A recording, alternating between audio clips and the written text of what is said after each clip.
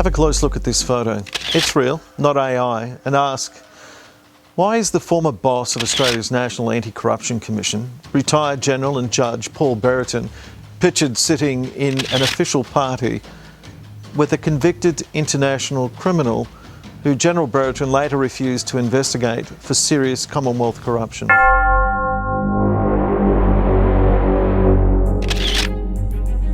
This US felon's name in Australia is Norbert Keough. Before his 2007 New South Wales name change, he was known in America as Norbert Basil McLean III.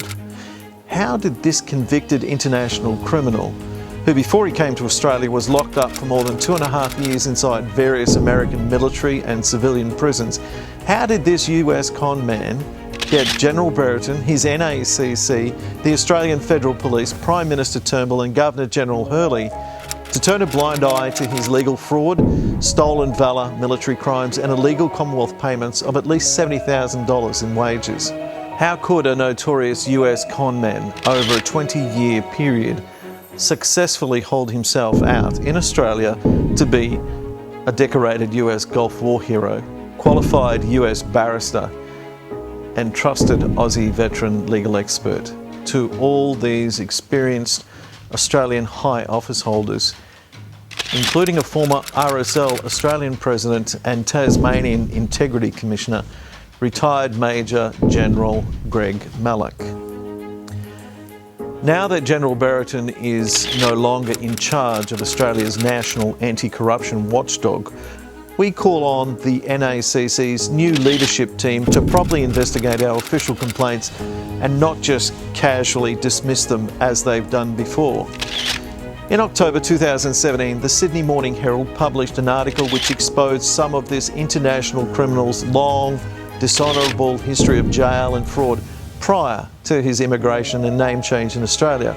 We're not asking for special treatment or effort from the NACC's Acting Commissioner Kylie Gilgore and her other senior NACC office holders, Dr Ben Gauntlett, Jamie Lowe, Penny Shakespeare and Philip Reid. We ask that they first just read the October 17 national media article on Mr Keough, and then examine the Californian court records and other documents that my wife and I previously provided to General Brereton in our official NACC complaints.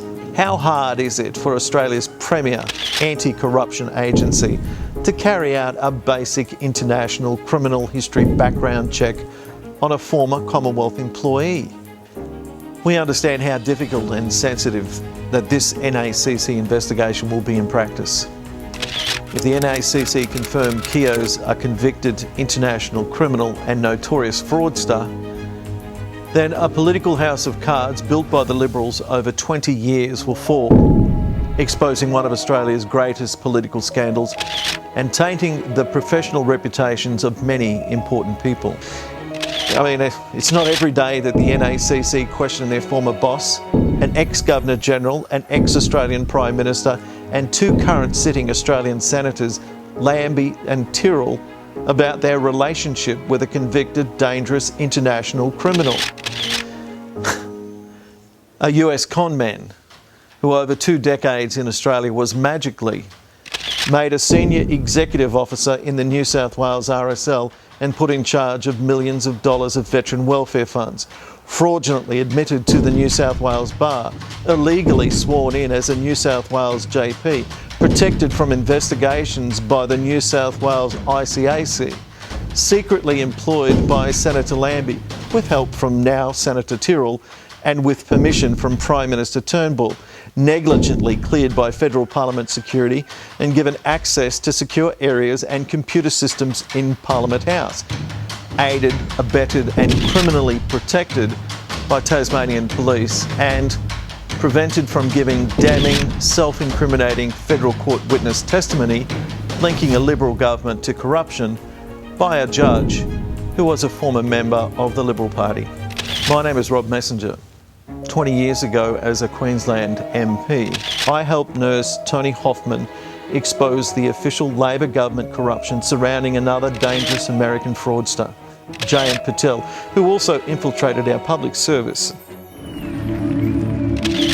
She became known as the whistleblower, but for the people of Bundaberg in Queensland, Tony Hoffman risked everything to save their lives. A nurse in the local hospital, Tony stood alone against Dr. Patel, a senior surgeon who she believed responsible for the deaths of patients.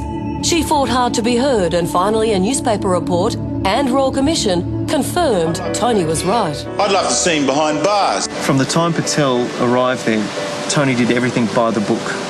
And then when the book failed her, she stepped outside that book and made up her own rules.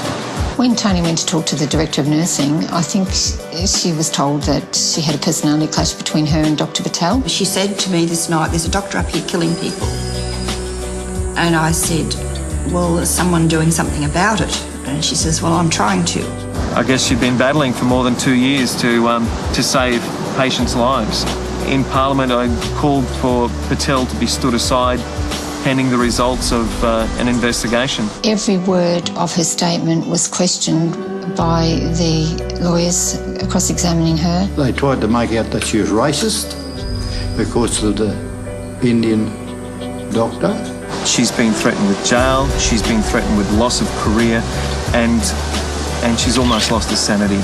In many people's hearts, she is already an Australian of the Year and our local hero. Patel, a Queensland Labor state government employee who was let into Australia by Howard's federal Liberal government, was responsible for the unlawful killings of 87 Australians and the criminal assaults on at least 1,500 unsuspecting Aussie patients. I know what it's like when desperate governments, powerful, corrupt politicians and bureaucrats try to silence genuine whistleblowers. I know how dirty, malicious and vengeful their reprisals and payback are. Or at least I thought I did.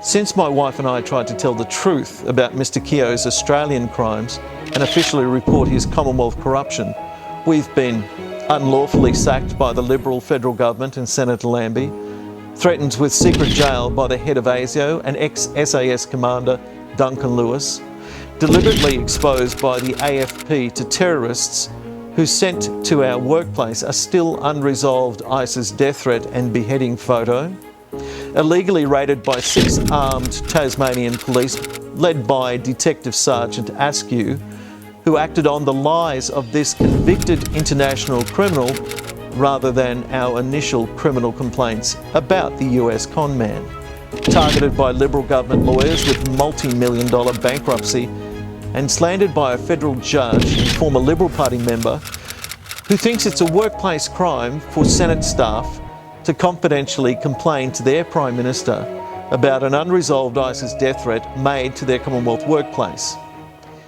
This convicted international criminal, Mr Norbert Keough, today is still on the loose. He's a serious danger to the public, but the Australian Federal Police, National Anti-Corruption Commission, the NACC Inspector, New South Wales ICAC, Tasmanian Police and now Prime Minister Albanese's Labor government have all deliberately turned a blind eye to his crimes and our complaints. Recently we were given a tip-off by a retired senior federal police officer and RSL insider that this overseas crim fled from Launceston, Tasmania to Perth, West Australia. We've written a number of times to WA Liberal and SAS veteran Andrew Hastie and heard nothing. Crickets. We've written to the Labor Prime Minister Anthony Albanese about this corruption. Crickets. We've complained to our local Labor MP Anne Urquhart. Silence. I'm an Australian veteran. I joined the RAF when I was 15, served for 9 years, 2 of which were overseas. All Aussie veterans and their families deserve protection from convicted and known fraudsters like Mr Keough. This is a matter of urgent and grave public importance. So we're calling on all the MPs and senators who've been issued this video as part of our continuing public interest disclosures to raise our matter under privilege in Parliament as soon as possible. And in doing so, demand that the interim NACC leadership team act now. If we're lying, throw the book at us.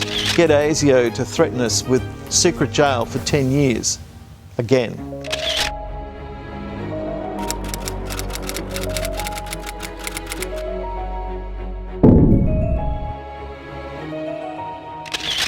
I respectfully put to the honest politician who watches this message now, this federal farce, criminal cover-up and conspiracy has dragged on too long.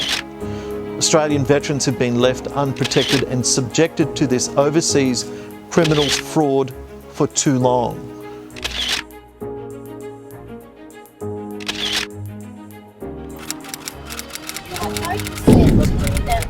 At all. Honestly, you are the most disgusting human being. If you're an MP and simply turn a blind eye and do nothing now, or when the truth is finally exposed, then you too are complicit and will have been part of the official corruption and cover-up of, frankly, one of Australia's biggest political scandals, which has tainted both Labor and Liberal governments. Please, do the right thing. Put official pressure on the NACC leadership. Demand that they answer these two important questions. Why did an ex-NACC boss, an ex-Australian Governor General, a Liberal Prime Minister and two powerful Tasmanian senators, Lambie and Tyrrell, hang out with or assist, aid and abet a convicted international criminal whose ex-US partner alleges is a thief, sexual predator and dangerous blackmailer? And why have the NACC, AFP, New South Wales, ICAC and Tasmanian Police blocked all investigations into this convicted American conman, thief and stole-of-valor criminal? Evil may have its hour, but God has his last day and say.